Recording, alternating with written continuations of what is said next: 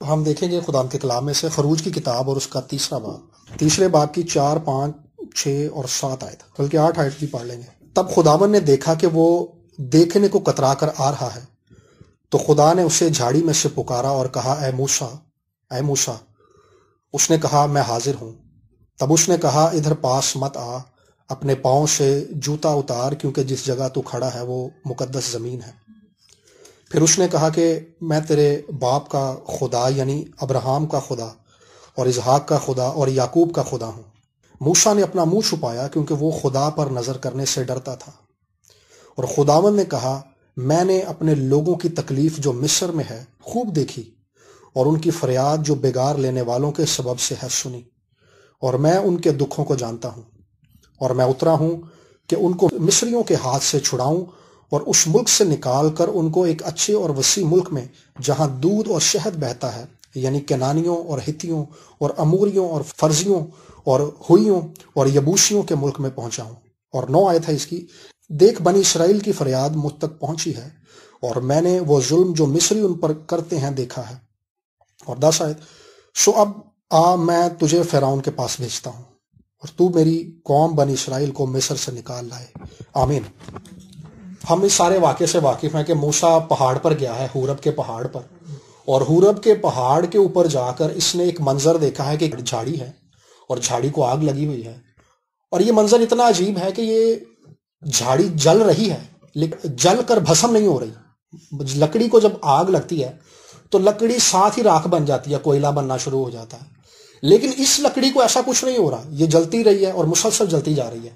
یہ ایک عجیب منظر تھا جس نے موسیٰ کو حیران کر دیا ہے، اور اس کو دیکھ کر موسیٰ جو ہے موسیٰ نے دیکھا ہے، اور کترا کر گزرنے کا مطلب یہ ہے کہ وہ نظر انداز کر رہا ہے، دیکھ کر وہ جانا چاہ رہا ہے کسی اور سائڈ پہ، لیکن جیسے ہی اس نے جانا چاہا ہے خدا نے آواز دی، موسیٰ موسیٰ، اس نے کہا میں حاضر ہوں۔ اس کے بعد دوسری چیز خدا نے اپنا انٹروڈکشن کرایا، خدا نے تعارف کروایا موسیٰ کو اپنا، کہ میں تیرے باپ ابراہیم کا خدا، اسحاق کا خدا اور یعقوب کا خدا ہوں۔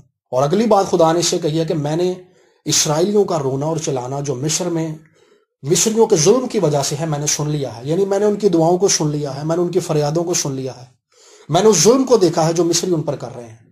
سو اب میں تجھے بھیجتا ہوں کہ تو یہاں سے جا کر مصر سے میرے لوگوں کو وہاں سے چھڑا کر لے کر آئے۔ جو بات اس پیسج کے اندر بڑی خاص ہے وہ یہ ہے کہ خدا نے اس مقام پر آ کر اس جلتی ہوئی جھاڑی میں ظاہر ہو کر موسیٰ پر موسیٰ کے پیدا کیے جانے کے مقصد کو ظاہر کیا ہے، کہ خدا نے موسیٰ کو اس زمین پر کیوں پیدا کیا تھا۔ ہر بندہ جس کو خدا نے بنایا ہے، خدا نے ہر بندے کو ایک خاص مقصد کے تحت بنایا ہے، کسی بھی بندے کو خدا نے بیکار نہیں بنایا۔ ہر بندے کی زندگی کے اندر خدا نے ایک خاص مقصد رکھا ہے، اور یہ مقصد کسی بھی بندے پر اس وقت ظاہر ہوتا ہے جب کوئی بھی بندہ خدا کے حضور میں آتا ہے۔ موسیٰ اس سے پہلے مصر میں تھا، مصر سے وہ نکل کر مدیان میں آ گیا، مدیان میں آ کر اس کی شادی ہو گئی، پھر یہاں پہ وہ بھیڑیں چڑھا رہا ہے، اور 40 سال کا عرصہ گزر گیا۔ 40 سال کا تھا جب وہ مصر سے نکلا تھا، پھر 40 سال کا عرصہ وہ مدیان میں رہا، یعنی 80 سال کا ہو گیا موسیٰ۔ ہم سوچتے یہ ہیں کہ میں ترقی کیوں نہیں کر رہا، میری زندگی کے اندر ناکامی کیوں ہے، میری زندگی کے اندر پستی کیوں ہے، میری زندگی سرفرازی کی جانب کیوں نہیں بڑھ رہی، میں ایک آوارہ زندگی کیوں گزار رہا ہوں۔ اس کی وجہ یہ ہے کیونکہ ہمیں اپنے پیدا کیے جانے کا مقصد ہی نہیں پتا۔ جب کسی بندے کو اس بات کی سمجھ آ جاتی ہے کہ خدا نے مجھے کیوں پیدا کیا ہے، میری زندگی میں خدا کا مقصد کیا ہے، تو وہ اپنی ساری کوششیں اس مقصد کو پانے کے لیے لگا دیتا ہے، اور اس مقصد کو پانے کے لیے جو خدا نے اس کی زندگی کے اندر رکھا ہوتا ہے، خدا کی بھی ساری قوت اس کے ساتھ کام کرتی ہے۔ لیکن ہم اس مقصد کو جاننے کے لیے دور آج اس لیے ہیں کیونکہ ہم کبھی خدا کے حضور میں اس لیے بیٹھے نہیں ہیں کہ خداون تو میری زندگی کے مقصد کو مجھ پر ظاہر کر۔ میرے کہنے کا ہرگز یہ مطلب نہیں ہے کہ ہر بندے کے لیے خدا کا یہی منصوبہ ہے کہ ہر بندہ پادری بنے گا یا ہر بندہ خدمت کرے گا۔ اس کے علاوہ بھی بہت سارے کام ہیں جو خدا نے کسی بندے کے کرنے کے لیے رکھے ہوئے ہیں۔ ایک بندے کی بڑی خوبصورت بات ہے، ایک رائٹر ہے پولو کوہیلو، اس کی ایک بک ہے الکیمسٹ، اور اس کے اندر وہ کہتا ہے کہ دنیا کے اندر کوئی بھی چیز بیکار نہیں ہے، ایون کہ جو رکی ہوئی گھڑی ہے وہ بھی دن میں 2 بار صحیح وقت بتاتی ہے، کوئی بھی چیز بیکار نہیں ہے۔ خدا نے کسی بھی انسان کو بیکار میں پیدا نہیں کر دیا، خدا نے کسی مقصد کے تحت اس بندے کو پیدا کیا ہے، اور جو لوگ آج ہمیں ترقی کے افق پر دکھائی دیتے ہیں، ترقی کی بلندی پر دکھائی دیتے ہیں، بڑے نام ہیں، سٹیو جابز ہے ایپل کا جو مالک تھا، بل گیٹس ہے مائکروسافٹ کا جو مالک ہے، یا دوسرے لوگ ہیں جنہوں نے ایجادات کی ہیں، یا دوسرے سائنٹسٹ ہیں، ان لوگوں نے اصل میں اپنی زندگی کے مقصد کو دریافت کر لیا تھا۔ اگر ہم موسیٰ کا بھی ذکر کر رہے ہیں تو موسیٰ نے بھی اس مقصد کو دریافت کیا ہے کہ خدا نے مجھے کیوں پیدا کیا ہے۔ جب موسیٰ اس کام کو کرنے کے لیے آگے بڑھا ہے، ان کاموں کے اندر خدا کی قدرت تھی، ان کاموں کو کرنے کے لیے، یعنی خدا نے اس کو حکم یہ دیا، اس کی زندگی کا مقصد یہ تھا کہ وہ مصریوں کے ہاتھ سے بنی اسرائیلیوں کو چھڑائے، یہ اس کا مقصد تھا۔ تو جب وہ یہ کرنے نکلا ہے تو ہم اسی لیے موسیٰ کا ذکر کرتے ہیں کہ موسیٰ کو خدا نے بڑی قدرت کے ساتھ مصر کے اندر استعمال کیا تھا۔ مصر کے اندر آفتیں 10 آفتیں نازل ہوئیں، جادوگروں کو خدا نے شرمندہ کر دیا، مصر کی فوجوں کو شرمندہ کر دیا، اور مصر اس زمانے میں ایسے تھا جیسے آج امریکہ ہے، سپر پاور تھا، ایک بڑی فوج تھی، بڑی دولت تھی اس کے پاس، اور بڑی صلاحیت تھی اس کی فوج کے پاس، بڑے خاص جادوگر تھے جو بڑے جادو سے اپنے کچھ بھی کر سکتے تھے۔ لیکن اس کے باوجود مصر جو تھا، فرعون جو تھا، وہ پست ہو گیا تھا، کیونکہ موسیٰ اس مقصد کو پانے کے لیے آگے بڑھ گیا تھا جو خدا نے اس کی زندگی کے اندر رکھا تھا۔ ہماری زندگی کے اندر جو مقصد خدا نے رکھا ہے، جب ہم اس کو پانے کے لیے آگے بڑھیں گے تو خدا اپنی قوت کو، اپنی قدرت کو، اپنی مرضی کو اور اپنے زور کو ہمارے ساتھ ظاہر کرے گا، اور ہمارے آگے کوئی بھی چیز ٹھہر نہیں سکے گی، کیونکہ خدا چاہتا ہے کہ ہم اس مقصد کو پا کر خدا کی پرستش کر سکیں، خدا کی حمد کر سکیں۔ یشعیاہ کے صحیفے میں لکھا ہے کہ میں نے ان لوگوں کو اس لیے پیدا کیا تاکہ یہ میری حمد کریں۔ حمد تو ہم نے خدا کی کرنی ہے، لیکن اس کے علاوہ خدا نے ہمیں ذمہ داریاں بھی دی ہوئی ہیں۔ فیملی کے اندر ہماری ذمہ داری ہے، چرچ کے اندر ہماری ذمہ داری ہے، ہم جہاں جاب کرتے ہیں وہ ہماری ذمہ داری ہے۔ کئی بار ہم کیا کرتے ہیں کہ جو ذمہ داری ہمیں ملی ہوتی ہے ہم اس کو ٹھیک سے نہیں کرتے، لیکن ہم کیونکہ ہماری سوچ ترقی کی بلندی پر ہوتی ہے، ہم سوچتے ہیں کہ نہیں بھی میں نے یہ کام کرنا ہے۔ بھئی جو کام ہمیں ملا ہے جب تک ہم وہ نہیں کریں گے تو پھر ہم کیسے اگلا کام کر سکیں گے جو اس سے بڑا ہے؟ یعنی جو ذمہ داری فیملی کا سربراہ ہوتے ہوئے ہماری ہے یا فیملی کا حصہ ہوتے ہوئے ہماری ہے، جب ہم اپنی ذمہ داری کو صحیح طریقے سے کریں گے تو خدا آٹومیٹکلی ہمیں سرفرازی دے گا، آٹومیٹکلی ہمیں ترقی دے گا۔ ترقی کا طریقہ کار بھی یہی ہے کہ ترقی جو ہے سٹیپ بائی سٹیپ ہوتی ہے، بندہ چھوٹے رینک سے ترقی کرتا کرتا آگے اوپر جاتا ہے۔ اسی طرح سے یہی طریقہ خدا کے حضور میں ہے۔ موسیٰ ڈائریکٹ جو ہے اس جگہ پر نہیں آ گیا کہ وہ مصر سے لوگوں کو نکال کر آئے، پہلے وہ مصر میں تھا، بادشاہ کے گھر میں تھا، فرعون کے گھر میں تھا، وہ وہاں سے نکلا ہے، وہاں سے نکل کر پھر وہ مصر سے نکل کر مدیان کے اندر آیا۔ مدیان کے اندر 40 سال تک اس کی ذمہ داریاں تھیں، وہ بھیڑیں چرانا شروع ہو گیا اپنے سسر کی۔ جب وہ ان ذمہ داریوں کو پورا کرتے کرتے پھر خدا کا ٹائم آیا، خدا نے کہا کہ میں نے تجھے چنا ہے تاکہ تو مصر سے اسرائیل کو چھڑا کر لے کر آئے۔ ہم نے آج سے اپنی زندگی کے اندر اس بات کو تلاش کرنا ہے کہ مجھے خدا نے کیوں پیدا کیا ہے، اور یہ بات ہم پر اس وقت ظاہر ہوگی جب ہم بائبل مقدس کو اس لیے اور اس طرح سے پڑھیں گے کہ ہم بائبل میں سے تلاش کریں گے کہ خدا تو میری زندگی سے کیا چاہتا ہے کہ میں کیا کروں، میری زندگی کا مقصد کیا ہے۔ جیسے میں نے پہلے بات کی کہ بڑے بڑے یہ جو لوگ ہیں اصل میں انہوں نے اپنی زندگی کا مقصد تلاش کیا ہے، جب انہیں وہ مقصد مل گیا پھر انہوں نے اس مقصد کو پانے کے لیے محنت کی ہے، پھر آج یہ ترقی کی بلندی پر ہے۔ کوئی بھی بندہ ہے، جیسے میں نے بل گیٹس کا یا سٹیو جابز کا ذکر کیا، بل گیٹس یہ ایک ایسا آدمی تھا جو مائکروسافٹ کا مالک ہے، کہ یہ اپنی زندگی میں ایک ناکام شخص تھا، یہ ہائی اسکول میں گیا، اس کو اسکول والوں نے اور ہارورڈ یونیورسٹی نے نکال دیا تھا یہ کہہ کر کے بھی تو اس قابل نہیں ہے کہ تو پڑھ سکے، لیکن اس کے اندر ایک جستجو تھی، ایک آرزو تھی کہ نہیں میں نے اپنی زندگی کے اندر کچھ کرنا ہے۔ پھر یہ واپس آ گئے، اس نے ایک چھوٹے سے کمرے کے اندر ایک کمپنی بنائی مائکروسافٹ، ایک دوست تھا اس کے ساتھ۔ اس نے پھر اس سے پہلے جو تھا کمپیوٹر کے اندر ونڈوز پہ کام نہیں ہوتا تھا، ڈاس پہ کام ہوتا تھا، اور ڈاس کی یہ پرابلم تھی کہ اس میں آپ ایک وقت میں ایک ہی چیز پہ کام کر سکتے ہیں۔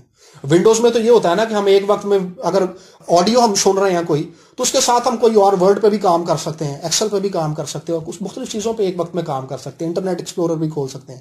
تو ڈاس میں ایسا نہیں ہوتا تھا، اس میں ایک وقت میں اگر آپ کوئی کام کر رہے ہیں تو آپ وہی کریں گے، لیکن اس کے اندر یہ جستجو تھی کہ میں ایک ایسا پروگرام بناؤں گا، تو اس نے محنت کی اور وہ پروگرام بنا دیا۔ اور آج بل گیٹس کہتا ہے کہ وہ ٹیچر جو مجھے کہتے تھے کہ تو پڑھ نہیں سکتا، تیرے اندر یہ صلاحیت نہیں ہے، آج وہ سارے میری کمپنی کے اندر میرے ملازم ہیں۔ وجہ یہ ہے کہ انہوں نے پہلے تو اپنی زندگی کے مقصد کو تلاش کیا ہے، پھر اس مقصد کو پانے کے لیے محنت کی ہے۔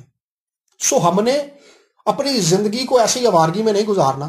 آوارگی سے مراد یہ ہے کہ جیسے آندھی چلتی ہے تو چیزیں ہوا کے ساتھ اڑتی ہیں, جدھر کی ہوا ہوتی ہے ادھر کو چلی جاتی ہیں چیزیں. تو ایک بندہ جس کی زندگی کا کوئی مقصد نہیں ہوتا وہ اسی طرح سے ہوتا ہے, وہ دوسروں سے متاثر ہوتا ہے, دوسرے لوگوں کی لائف کو دیکھتا ہے, ان کے سٹائل کو دیکھتا ہے, ان کے کپڑوں کو دیکھتا ہے, ان کے بات چیت کے انداز کو دیکھتا ہے, وہ اس سے متاثر ہو کر ویسا بننے کی کوشش کرتا ہے. جبکہ کسی بندے کی کامیابی اس بات کے اندر ہے کہ وہ دوسروں سے متاثر نہ ہو بلکہ اس کی زندگی سے لوگ متاثر ہوں. آپ کی گفتگو سے, آپ کی بات چیت سے, آپ کی سوچ سے, آپ کی محنت کو دیکھ کر لوگ متاثر ہوں اور لوگ کہیں نہیں یار میں نے ایسا بننا ہے. اور ہماری زندگیاں دوسرے کو متاثر اس وقت کرتی ہیں جب ہماری زندگیاں درست ٹریک پر ہوتی ہیں, ہماری زندگیاں رائٹ ٹریک پر ہوتی ہیں. جب ہم رائٹ ٹریک پر نہیں ہوتے پھر ہم فیلئر کی راہ پر ہوتے ہیں. سو ہم نے اپنی زندگی کو رائٹ ٹریک پر لے کر آنا ہے, اور رائٹ ٹریک پر لانے کے لیے ہم نے سب سے زیادہ ضروری ہے کہ خدا کی حضوری میں بیٹھنا ہے. خدا کے حضور میں بیٹھ کر اس بات کو خدا کے سامنے رکھنا ہے کہ خداوند تو نے مجھے کیوں پیدا کیا ہے, میری زندگی کے اندر تیرا کیا مقصد ہے, تو کیا چاہتا ہے کہ میں تیرے لیے کروں.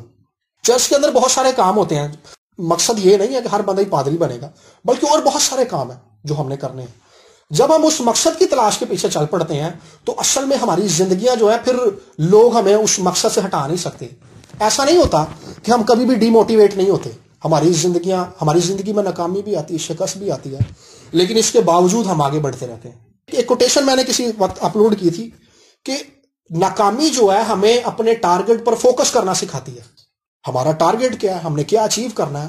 ہماری شکست جو ہے ہمیں اور زیادہ فوکس کرنا سکھاتی ہے تاکہ ہم اس بات کو سمجھ سکیں کہ کس وجہ سے ہم ناکام ہوئے ہیں, ہم اس کمزوری کو دور کر سکیں اور پھر وہی کام شروع کر دیں. اور اسٹیو جاب جو ایپل کا مالک ہے وہ کہتا ہے کہ ہزاروں لوگ جو ہے وہ کسی کام کو کرنے کا ارادہ کرتے ہیں, لیکن کامیاب وہ ہوتا ہے جو ناکامی کے باوجود اس کام کو کرتا رہتا ہے.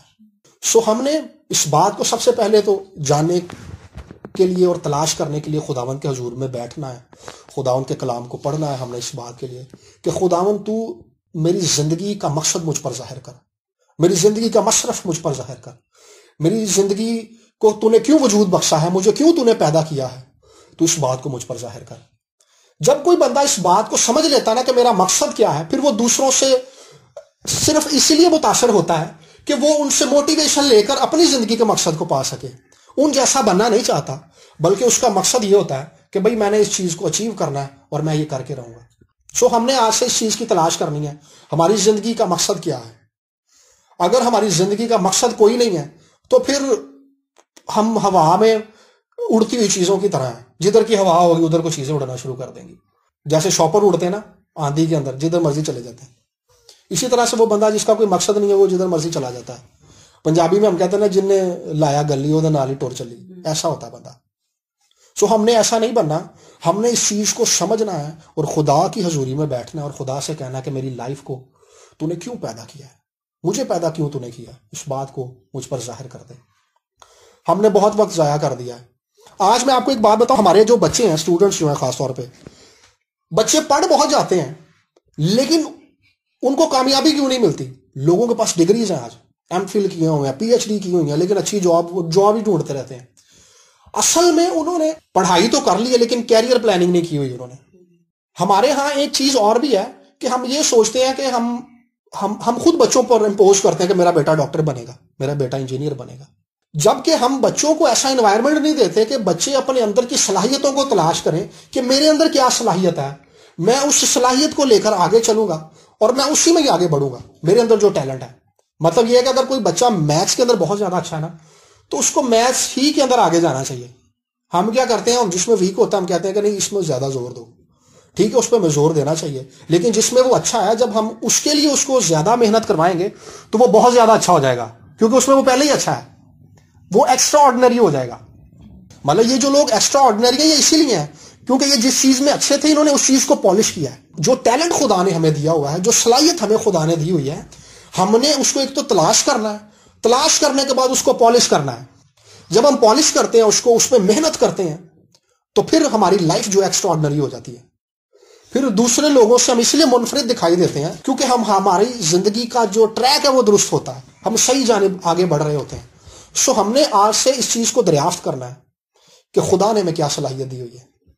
ایسا نہیں ہے کہ خدا بغیر صلاحیت کے کسی کو پیدا کر دیتا ہے، ایسا نہیں ہوتا. خدا نے ہر بندے کو ایک صلاحیت دی ہوتی ہے، اور ہر بندے کی صلاحیت دوسرے سے مختلف ہوتی ہے. وسیم کے پاس جو صلاحیت ہے وہ میرے پاس نہیں ہے، جو انیل کے پاس صلاحیت ہے سنیل کے پاس وہ میرے پاس نہیں ہے، جو آپ میں سے کسی کے پاس صلاحیتیں ہیں وہ میرے پاس نہیں ہیں. مجھے اکثر لوگ کہتے ہیں کہ آپ بڑی دلیری سے کہہ دیتے ہیں کہ مجھے یہ کام نہیں آتا، آپ کو شرم نہیں آتی یہ کہتے ہوئے؟ میں نے کہا یار یہ کام مجھے آتے نہیں تو مجھے اس میں شرم کس بات کی؟ جو کام مجھے آتا وہ آپ کو نہیں آتا، جو کام آپ کو آتا وہ مجھے نہیں آتا. میری جو جاب ہے بیسیکلی وہ کمپیوٹر کی جاب ہے، میں ایک IT فیلڈ کا آدمی ہوں. مجھے میتھ نہیں آتا، میں صاف کہتا ہوں مجھے میتھ نہیں آتا. تو میں کہتا ہوں کہ جو کام مجھے آتا ہے وہ مجھے آتا ہے. اسی لیے خدا نے ہر بندے کو ایک فرق ٹیلنٹ دیا ہوتا ہے. اسی طرح سے گھر کے اندر ہوتا ہے، گھر کے اندر ہر بندے کا ٹیلنٹ، ہر بندے کی صلاحیت اور ہر بندے کی مینٹیلٹی جو ہوتی ہے دوسرے سے مختلف ہوتی ہے. یہ بالکل اسی طرح سے ہوتا ہے. یہ دیوار اگر کھڑی تو اس میں مختلف اینٹیں لگی ہوئی ہیں، اگر آپ ایک اینٹ کو نکال دیں تو سوراخ ہو جائے گا، وہاں سے چوہے آنے شروع ہو جائیں گے، بارش بھی آئے گی. یعنی ایک اینٹ کی بھی ویلیو ہے. اسی طرح سے گھر کے اندر ہر ایک بندے کی ویلیو ہوتی ہے، ہر ایک بندے کی ایک اپنی اہمیت ہے. ہر بندہ جب اپنی جگہ پہ ٹھیک کام کرتا ہے تو سب کچھ صحیح ہوتا ہے. ٹیم میں بھی اسی طرح سے ہوتا ہے. جو کیپر ہوتا ہے وہ کیپنگ اگر صحیح نہ کرے تو پیچھے سے چوکا ہو جاتا ہے، پیچھے سے آؤٹ بھی مس ہو جاتا ہے. اگر جو فیلڈر ہے فیلڈنگ صحیح نہ کریں، بالر جو ہے بالنگ صحیح نہ کرے، بیٹسمین جو ہے بیٹنگ صحیح نہ کریں تو کچھ بھی صحیح نہیں ہوگا. لیکن جب سب لوگ اپنی اپنی ذمہ داری صحیح کریں گے تو سب کچھ صحیح ہوگا. ہم نے ٹیم ورک کو بھی انڈرسٹینڈ کرنا ہے. اصل میں فیملی لائف جو ہے یہ ایک ٹیم ورک ہے. ہم نے فیملی میں رہتے ہوئے اپنی اپنی ذمہ داریاں جب ہم پوری کریں گے تو سب کچھ صحیح ہوگا، فیملی ٹھیک سے چلے گی. ہم نے فیملی میں رہتے ہوئے اپنی ذمہ داریوں کو سمجھنا بھی ہے اور اپنی ذمہ داریوں کو پورا بھی کرنا ہے. اور جب ہم ان چیزوں کو کرتے جائیں گے اور خدا کے ساتھ ہمارا تعلق رہے گا، خدا وقت گزرنے کے ساتھ ساتھ اپنی حضوری میں ہم پر اس بات کو ریویل کر دے گا، اس بات کو ظاہر کر دے گا، اس بات کو ہم پر کھول دے گا کہ خدا کا ہماری زندگی کے اندر مقصد کیا ہے. کئی بار ہم سوچتے ہیں کہ یار ہم ان لوگوں کو دیکھتے ہیں جن کو خدا نے ایک بڑا مقصد دیا ہوتا ہے، لیکن جن کو خدا نے بڑا مقصد دیا ہوتا ہے ان کا آغاز چھوٹے مقصد سے ہی ہوا ہوتا ہے. پڑھائی کا آغاز نرسری سے ہوتا ہے، بلکہ آج کل تو پلے گروپ سے ہوتا ہے. نرسری تو ہمارے زمانے میں ہوتی تھی، پلے گروپ ہوتا ہے، پھر آگے کلاسز چلتی ہیں، پھر MA آتا ہے، MPhil آتا ہے، PhD آتی ہے، تو سٹیپ بائی سٹیپ آگے جاتے ہیں. ذمہ داریوں اور ترقی کا سلسلہ بھی ایسا ہی ہے، چھوٹی چیزوں سے آغاز ہوتا ہے. جو چھوٹی چیزیں ہمیں دی ہوئی ہیں، چاہے وہ فیملی میں ہے یا ہماری جاب پر ہے، ہم نے ان کو ٹھیک سے کرنا ہے. آٹومیٹکلی ہم ترقی کی طرف آگے بڑھیں گے. ہم نے تھوڑی چیزوں کو اچھے طریقے سے جب کر لیں گے تو پھر تھوڑی چیزوں کے اندر ہی خدا کی برکت ظاہر ہوگی. اور ایک چیز اور کہ ہم نے اپنے ٹیلنٹ کو دوسرے سے کم نہیں سمجھنا. ہمارے معاشرے کے اندر کچھ چیزوں کو بہت پذیرائی ملتی ہے. مطلب ہمارا جو معاشرہ ہے وہ زیادہ تر سپورٹ اس چیز کو کرتا ہے کہ ہم نے ڈاکٹر بننا ہے، ہم نے انجینئر بننا ہے، ہم نے بزنس مین بننا ہے. اس کے علاوہ کچھ صنفیں ہیں جن کو ہمارے معاشرے کے اندر اتنی ترقی نہیں ملتی. مطلب آرٹ ہے، آرٹ ورک، مصوری یا تصویریں بنانا ہے، اس کو ہمارے معاشرے میں اس قدر پذیرائی نہیں ملی. گزرے سالوں سب کچھ بہتر ہے، لیکن کچھ اور بھی فیلڈز ہیں جس کو اتنا اچھا نہیں سمجھا جاتا. لیکن ہر ایک ٹیلنٹ جو ہے اپنی جگہ ایک اہمیت رکھتا ہے. اور ایک خاص چیز جو میں آپ کو کرنا چاہوں گا وہ یہ ہے کہ ہم نے وقت گزرنے کے ساتھ ساتھ اپنی مینٹیلٹی کو بھی بڑھانا ہے، اپنی سوچ کے دائرے کو بھی بڑھانا ہے. سوچ کا دائرہ ہمارا کیسے بڑھتا ہے؟ جب ہم پڑھنا شروع کرتے ہیں زیادہ سے زیادہ.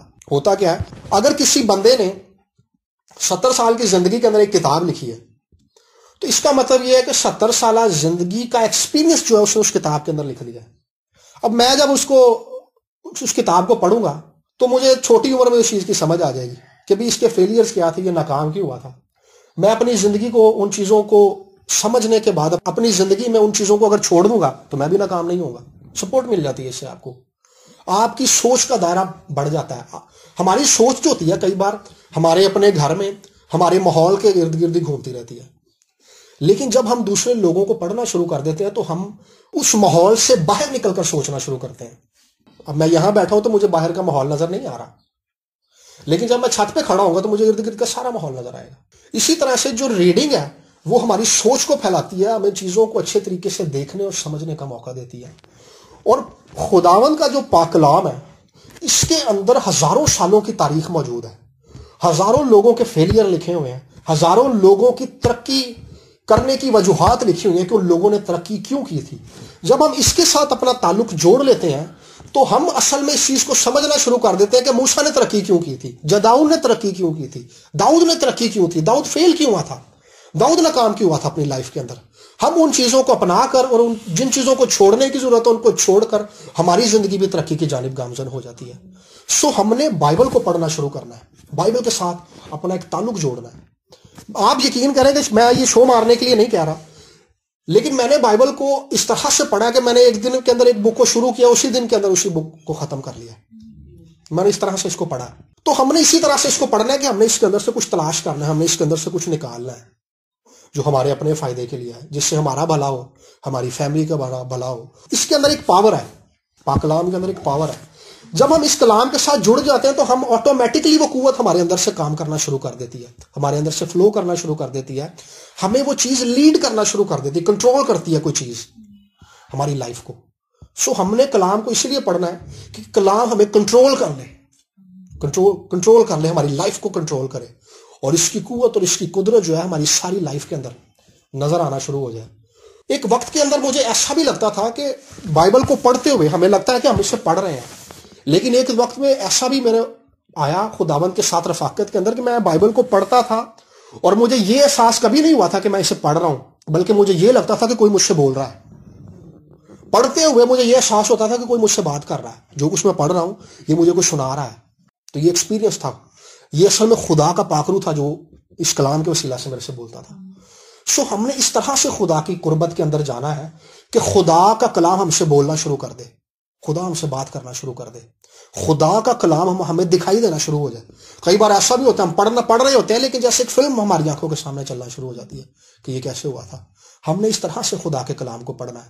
جب ہم اسی طرح سے خدا کے کلام کے اندر ضم ہو جائیں گے, ہم چینی کو مکس کرتے ہیں نا پانی کے اندر, یا نمک کو مکس کرتے ہیں تو وہ مکس ہو جاتا ہے, نظر نہیں آتا. پھر اسی طرح سے خدا کا کلام ہمارے اندر جب جذب ہو جاتا ہے, ہم خدا کے کلام کے اندر جذب ہو جاتے ہیں, ہم ایک ہو جاتے ہیں.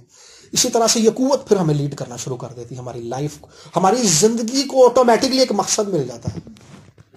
لیکن جب تک ہماری زندگیوں کا کوئی مقصد نہیں ہے, ہماری زندگیاں بیکار ہوتی ہیں. سو ہم نے آج موسیٰ کی اس لائف سے تقویت پا کر کہ موسیٰ کے پاس ایک مقصد تھا, اور وہ مقصد اس کو اس وقت ملا تھا جب وہ خدا کے حضور میں گیا تھا. سو ہم نے خدا کے حضور میں اسی لیے جانا ہے کہ خدا ہم پر ہماری زندگی کے مقصد کو ظاہر کر دے. آنکھوں کو بند کریں گے اور میں شہزاد بھائی سے گزارش کروں گا کہ وہ دعا میں رہنمائی کریں.